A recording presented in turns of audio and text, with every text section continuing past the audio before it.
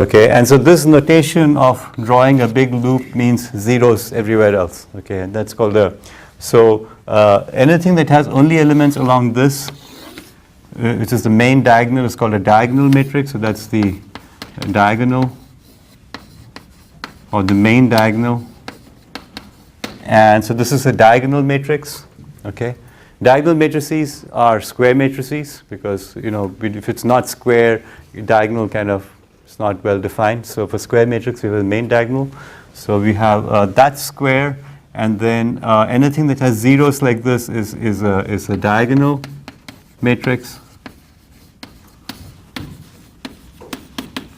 And then the special diagonal matrix is the identity matrix, which is denoted I, which has ones in the main diagonal. Now, why is it called the, let's talk about diagonal matrices for just a moment and see why they're important. Remember what I said about AX equals Y.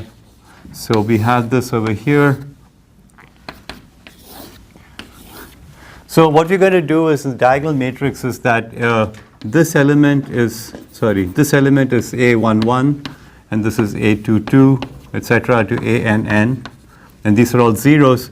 So when I do the product of this row with this entire matrix to find y1 is just going to be A11x1.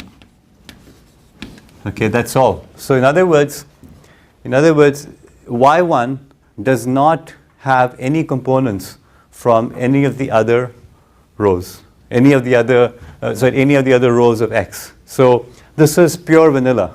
Okay, there's no strawberry in it, in this mixture. It's just half a bowl of vanilla, or if you go to Mongolian grill, you get a bowl full of spinach. This is a bowl full of spinach, okay, or some fraction of the bowl of spinach. That's all you have. Okay, yeah, I guess you don't like spinach. Whatever you like, okay, but there's nothing else, which means it's particularly simple. It's particularly simple. So when you have diagonal matrices, we can pretty much read off the answer because we don't have to do any work. We just say, yeah, this times that, this times that, this times that. We just read off the answers. So we like diagonal matrices. We actually love diagonal matrices. Okay, so they're square and very easy to compute with. So whenever possible, we try to convert a matrix into a diagonal matrix. Okay, and in about, I don't know, 10 lectures or so, we talk about diagonalizability and how to do diagonalization using the similarity transform. And that's why, because we love diagonal matrices like this. Okay, yeah. A diagonal matrix is always a square matrix? Always a square matrix, yeah. I mean, generally speaking, I mean, if you have a rectangular matrix like this, you know, you have so many diagonals, right? I mean, which one is it? So, yeah, generally speaking, unless you're reading some very complicated book somewhere, when you say diagonal, you mean square. Yeah. At least I haven't seen any non-square diagonal matrices. Okay, any questions about this? Okay, so with the square matrix, so let's say A is square, that's n cross n, and then I is the identity matrix. It's easy to show that AI is going to be A, and IA is going to be A. Okay, so these two identities will hold. Okay. Okay, so what else do I need to show over here? Square matrix, diagonal matrix. Okay. Then if A is square, so this is similar to having the 1, A times 1 is A, etc. of scalars, except this is for matrices. The other thing I want to talk about is exponentiation, and this is again simple idea. Exponentiation. So basically, let's say A is square. Again, we're going to say A is square. Then we can define A times A, and we'll write it as A square. Okay, so it's basically the matrix A, A11 to ANN, multiplied by the same thing, so A11 all the way to ANN, and this is going to give me some matrix, okay, where I'm going to multiply these rows out, etc., and this will be the matrix A squared, and this is n by n, this is n by n, so this is going to be n by n as well. And so A square is n by n, so A cube is n by n, and A to the whatever power is going to be n by n as well. So they're all n by n matrices, okay? So we can define powers of a matrix pretty much the same way as you define powers of any scalar. Okay? Nothing particularly complicated.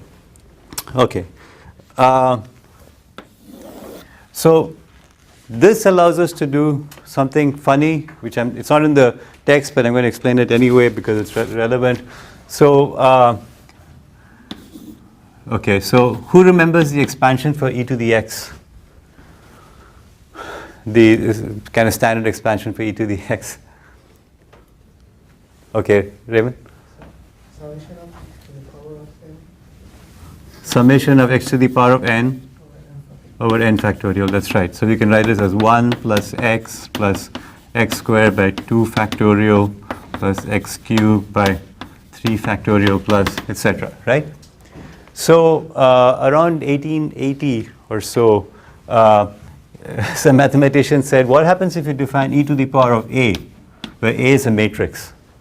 And it's kind of a funny thing. What does it mean? What does it mean to have something raised to a power of a matrix? Okay, the mathematicians were not crazy. What they're really trying to do is to summarize this series: 1 plus a squared by 2 factorial plus a cubed by 3 factorial, etc. Okay, and as long as a is a square matrix, it's well defined. I mean, I can compute it, and obviously it's an infinite series. It may not converge, right? But you're beginning to now see how we work in what people call higher math. You know, we take a form like e to the x, which is well defined. E to the x for x is a scalar is very straightforward. It's an exponential curve. You know, e to the x is something like this. It goes up. You know, e to the 0 is 1. It goes up to infinity. And if you go into negative, it kind of goes very close to whatever, right? It never becomes 0. It never goes negative, but it goes like that. That's e to the x. But e to the matrix, okay, what we do is we pretend for a moment that it has a meaning which is similar to the expansion in this way. This is the standard expansion. And then we substitute this, and then this is the e to the power matrix. And it turns out, again, when we do control theory, that this actually has some value to it. Okay, instead of writing a full series out, we can compress it down and just write it as one single term.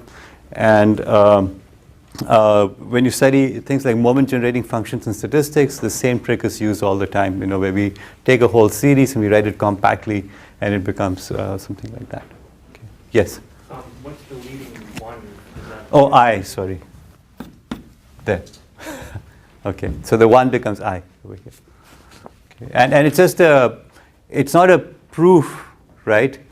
It's not a proof that this means that. This is just a notation. So in math, again, what you'll find is that people try to use a particular form. Okay, the form is very important. Yes, in the back.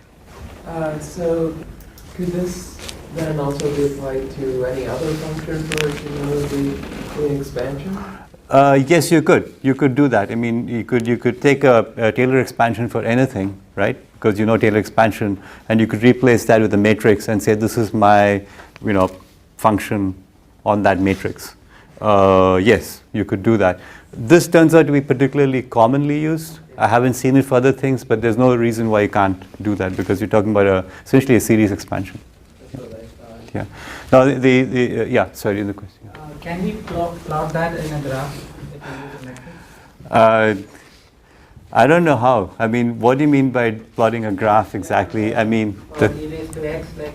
What? Okay, so think about it for a moment. When you draw a graph over here, what we have on the x-axis is x, and on the y-axis we have e to the x. Okay, so on the graph, you want on the x-axis, you want a matrix. So is that possible? I don't know how to do it. I mean, a matrix is not a scalar, right? A matrix is not a scalar. It's a multidimensional quantity. So there's no physical instantiation. Now we could talk about matrix norms. We can talk about what I call the first and second norms. You can take the second norm of a matrix, which you can find out what it is, and you could plot the second norm of the matrix. You could plot the second norm of e to the a, you know, like so, or the first norm if you wanted. But that has meaning. But that's not the same thing. because what relevance does that e raised to a has when a means when x is a matrix? it has no meaning other than a form. It's a shorthand for the series. Okay, all right, and let me actually explain to you a little bit more because it's kind of an interesting thing. I have the transformation A, remember, applied on x, right? That's A is applied to x, right? If I apply the transform I to x, what do I get? Nothing. It's the same thing. It's the same thing. X remains the same. If I apply A to x, I get some operation applied once. If I apply A squared to x, I get it twice. If I get 3 times and so on, right? So in some sense, I'm trying to represent all the transformations applied to the initial vector. Okay, a squared. I apply the transformation first time, second time, third time, fourth time, over and over again, and that infinite sum of transformations, as long as it's defined plus appropriately, is basically what e to the a represents. So it's you can think of it as a transformation on the original vector, and we'll study that a little bit more when we talk about stochastic matrices and things like that. Okay, just want to explain what exponentiation is and the formalization, because again, this is things that you'll run across which nobody explains in the textbook, the notion of form. Okay, the notion of form in mathematics is very, very important. You want to, it's exactly similar when you're writing programs and you have the, I guess the abstract definition of a function, right? You have a function, you have a functional form, you say this function takes 2 integers as an input. But you say, oh, wait a minute, why can't I put in 2 functions? Can I add 2 functions together? Can I add 2 matrices together? Can I add? So we want to essentially have this abstract data type, okay, that you do stuff on. And the same thing over here. So we want to keep the form of exponentiation, but plug different things into it and say what happens. Okay, so string concatenation can be thought of as the operation of addition carried on strings rather than scalars, okay? And so mathematicians have been kind of thinking about this for a while. Okay, so let me move on a few more minutes. And right, so let's talk about exponentiation of a diagonal matrix. So let's do a simple example because this is kind of fun. Let's suppose you have this matrix 5, 0, 0, 0, 7, 0, 0, 0, 2, and this is a square matrix A. So let's compute A square. So to A square, we basically take this, and you write it down over here, 5, 0, 0, 0, 7, 0, 0, 0, 2. And so we write this, so this is equal to what? Well, this row multiplied by this column is 25. Because all the others are zeros, then this row multiplied by this column, okay, is going to be, this row multiplied by the second column is going to be 0 because this 5 goes with that 0, and so it cancels out. So I get a 0 over here, I get a 0 over here, I get 0 here, I get 49 here, 0, 0, 0, 4. So does everybody see that, how that works? Okay, any questions about that? For example, the last, when I take this row multiplied with this column, that 0 goes there, that 0 goes there, that 2 and 2 goes 0, 2 and 0 goes, so I get a 0, right? So I get zeros except for the last one here. So what we're getting, of course, is very clear. I'm getting the power of this one over here. So if A is diagonal, then the power is just the individual element over like so, right? So that's why we love diagonal matrices. So if A is diagonal, then we have the structure A11, A22, ANN. That's going to be A. And then A to the K is just going to be K over here. And that's pretty easy to prove. Okay? A to the K is going to be like that. Yes? So with the e to the power of A, you would have e to the power of A11, e to the power of A22. That's correct, yeah. So with the e to the power A, that's correct. So that's the, so what's your name again? Daniel. So Daniel makes the nice observation that e to the power A, where A is square diagonal, is going to be 1i plus A plus A squared by 2 factorial, etc. And if you expand it out, it's going to be 1 all the way 1 here plus A11, A 2 to a n n plus, okay, all the way here, and divided by 1 upper k factorial a 1 1 to the k, etc. And if you just sum it up, because matrices allow you to sum up the elements, what you're going to get is just going to be what?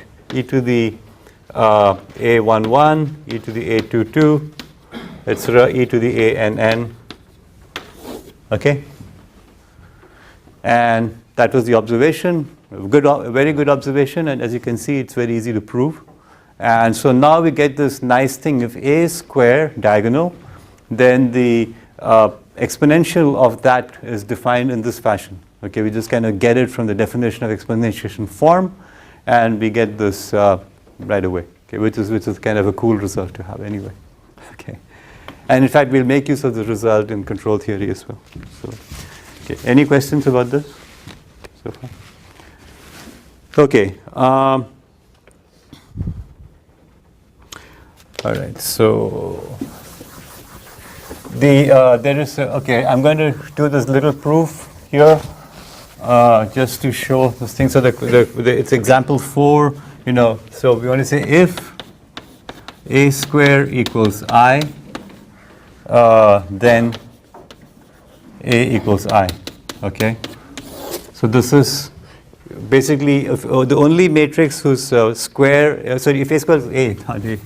A square. If your square is the same as yourself, you must be the identity matrix. The step that's left out here is that A is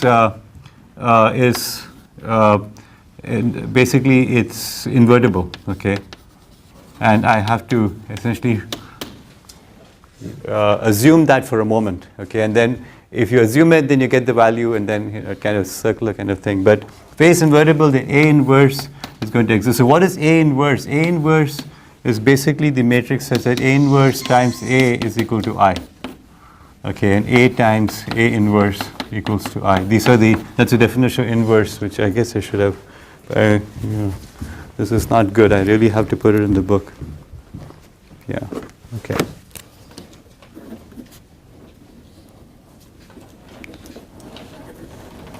So this is real-time debugging, I'm sorry.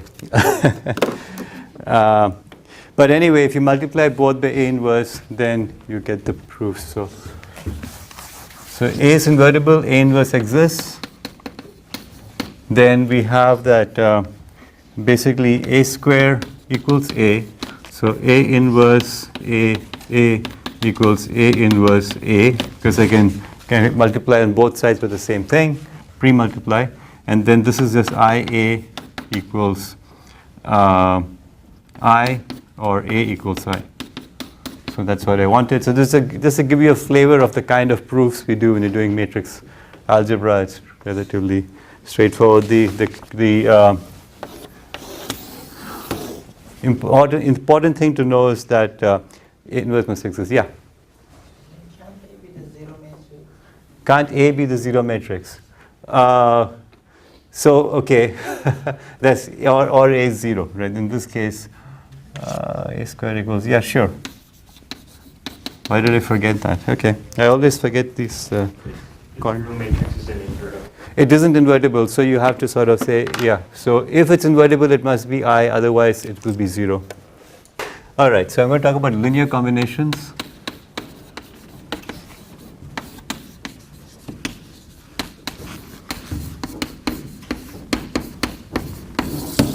So linear combination is really, at some level, just that dot product we talked about. Okay.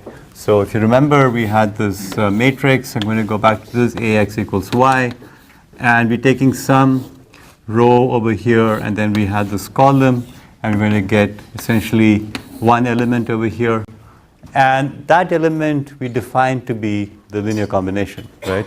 So the linear combination. So let's define the linear combination first of a scalar S. Is going to be basically let me just define as A1 X1 right.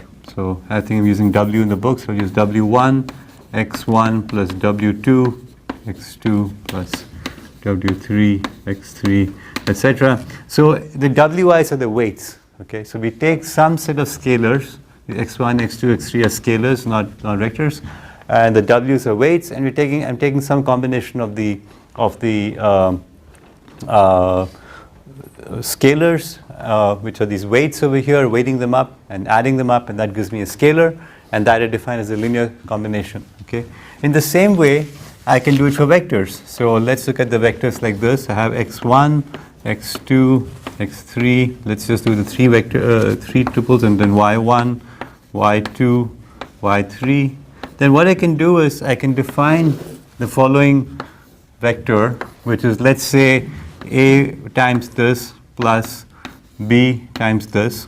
Okay, so this is going to be, I forgot to mention, when you have a scalar multiple to a vector, we just multiply it in. So this becomes ax1, that becomes by1. So it's going to be ax1 plus by1, ax2 plus by2, and ax3 plus by3. Okay? And this we will call basically the linear combination, and let's call this this vector over here, we'll call that the vector x with the bar over it to remind us it's a vector. Call this the y, and this is going to be ax plus by is going to be this. So that's the definition of a scalar, of a linear combination of these two vectors, and we can call this the vector s if you want, just to keep it similar to the scalar combination, a linear combination of scalars. Okay, so nothing very complicated over here. Any questions about this? Yeah? Okay. So one of the questions in your homework was to compute the linear combination of this vector. So I'm just going to do it now. So what are the weights? It was 0.1 times 1, 4, 2, 5 plus 0.4 times 4, 7, 9, 1 plus 0.5 times something plus 2 times 3, 4, 9, 2 and plus 8, 3, 6, 3. So what do we get? We get the vector. Okay, who's going to give me the answer? Because I'm not going to do this. Anybody have the answer? That has verified the answer? Yeah, in the back. 4.7, 5.8, 9.5, 2.5. Okay, so this is definitely wrong because 2 times 3 is 6, and this can't be 2.5. So you don't get that mark. Okay, anybody else want to try? Yes. 19.2, 11.2, 20.3, 7.9. I'm just going to check one. So 6, 7.9. Yeah, okay. So if you got this, you get 0.25 marks towards the course. And if you got it wrong, well, you didn't get it. Okay, so please grade whatever index cards you have for your friends and just mark it correct or wrong. It's amazing that you can make a mistake on this. So, all right. It's always good to do a sanity check. 2 times 3 is 6. It's impossible for it to be less. It's all positive numbers. So clearly you're not sane. Or at least with respect to this computation, you have exhibited a dismal lack of attentiveness. Please don't make this mistake again, because it'll be, you might be, doing something. Yes? Oh, you just use a different scale. Use a different scale. Instead of 2, you use 0.2. Oh, I see. But it says 2.0. Yeah. Yeah. You copied it. Oh, I copied it wrong. That again reflects a dismal lack of attentiveness in this thing. This is how Mars missions go off to Venus instead.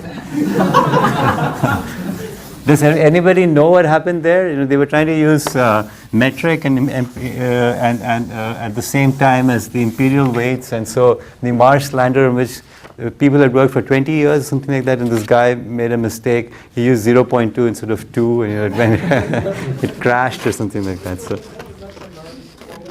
Mars mission was a failure because of this confusion between metric and imperial. I know it, they burned up in the Martian atmosphere and crashed, but it wasn't, I can't remember which one it was. I don't have Google with me, I'm sure you do. And okay, so let's compute. So that was one question. Okay, that was linear combination, so nothing important there. So let's talk about linear independence. And that becomes more interesting later on. So we'll just talk about that. So I'll give you a set of vectors which all have the same number of elements in it. Okay, I'm going to give you a bunch of vectors, and let's just call them vector A, B, C, etc. Okay, and let's say there's several of them. So I'm going to end with, let's say, M. I don't know. Just have 13 vectors over here. An interesting question is if any one of them can be expressed as a linear combination of the others, right? So if it can be expressed as a linear combination of the others, in some sense, it's redundant. I don't really need it because I can express it as one of the others. Okay. So let me make this more concrete. Let's say I have the following specific vectors: 1, 0, 0, 0, 1, 0, and 0, 0, 1, and then 5, 6, 7. Okay.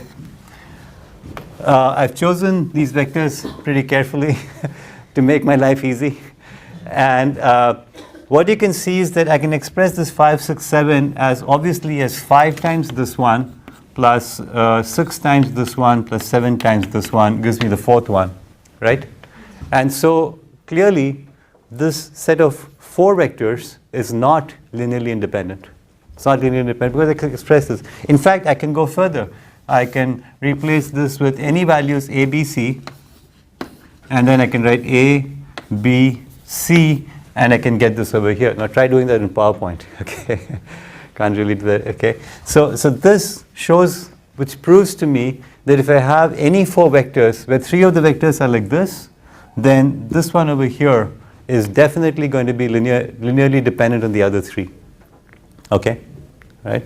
Now we can actually make things a bit more complicated as well, but let's just say for now that this establishes this intuitive understanding of what is independence and what is dependence. In this case, we will say that this vector is dependent linearly on the other 3 vectors. Okay. Actually, we can do something else. We can show that you can take any 3 and the fourth one will be dependent on that. Okay. There is, as long as you have a bag of vectors, okay, any one of them, if it can be expressed in this way, the others can be expressed, so we can pick any 3 out of 4, and that's what you can get independence from. But this is, of course, very easy to see. If I give you A, B, and then this one, how do you get there? Well, you can get there, but it's not very hard to do, but it's not immediately obvious. Okay. So is the notion of independence clear? Okay. So we kind of have this intuitive understanding that there's not enough additional information that I can just derive it using this linear combination. Okay. So let's solve the homework question. So we have this thing over here: 1, 4, 9, 3, and 2, 9, 18, 5, and 2, 8, 18, 6. And are these linearly independent or not? Well, I mean, what you can see is that if I want to get if I want to derive this from here and here, I need to kind of come up with some weights A, B, such that if I multiply those 2 out, I'm going to get something over here. Okay, and I chose these numbers somewhat carefully, and you will find that actually you can't do that. You can prove quite easily that you get inconsistent values because you need this 2 to be equal to A plus 2B, and you want 8 equals 4A plus 9B. And if you solve this pair of simultaneous equations, actually you get one more. You get 18 equals whatever 9A plus 18B, etc. You get these things. You'll find that these are inconsistent. We're getting inconsistent values for A and B, so those values don't exist. And if they don't exist, then these are going to be linearly independent. So if anybody put down the linearly independent, that's the correct answer. Okay, that's why, because you can't solve these equations over here. Yes? What if A is 2 and B is 0? A is 2, B is 0.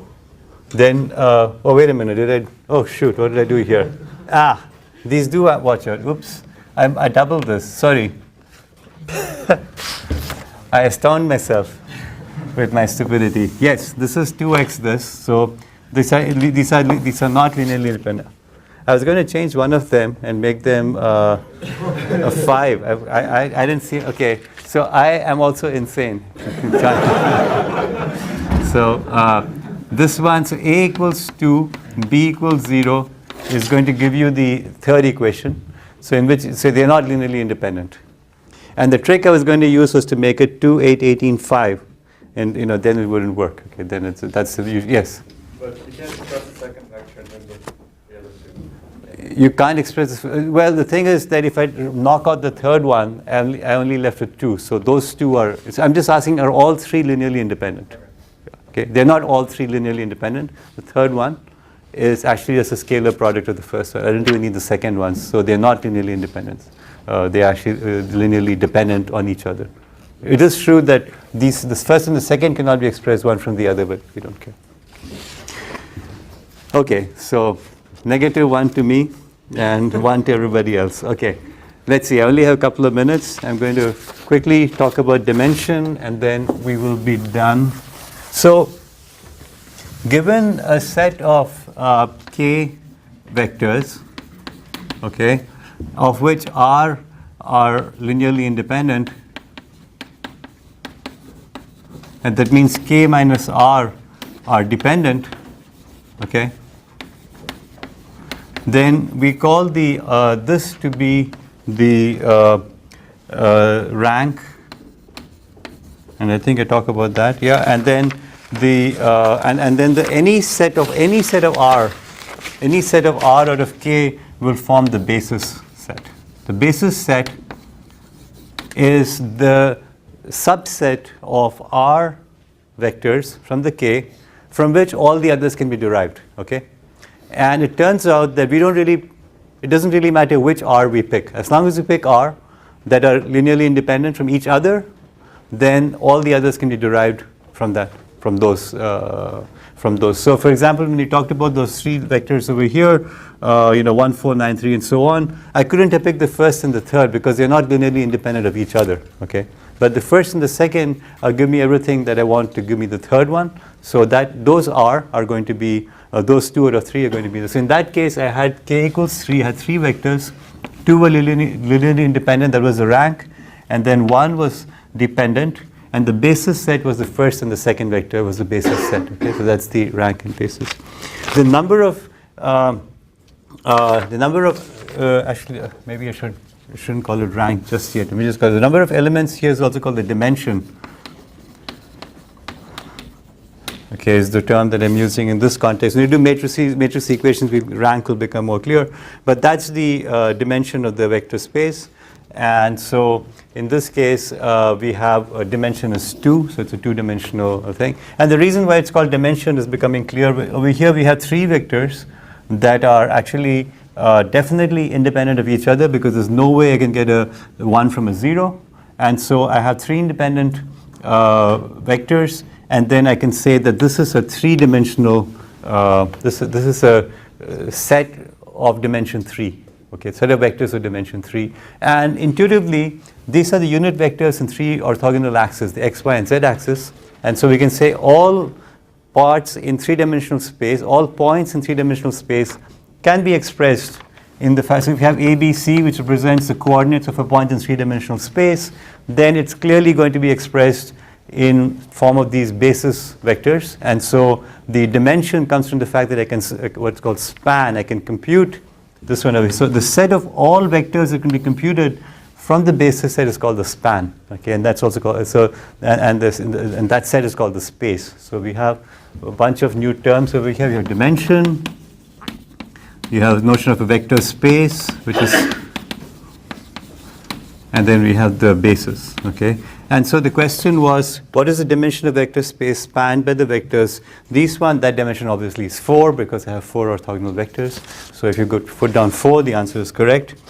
And then the last question I'm not going to talk about, so don't grade it. Give everybody a 1 just for effort. And then we'll talk about it next week. When I was kind of guessing how much I would cover today, and I guessed wrong. Okay, so we'll stop for now and continue on Friday. Okay, thank you.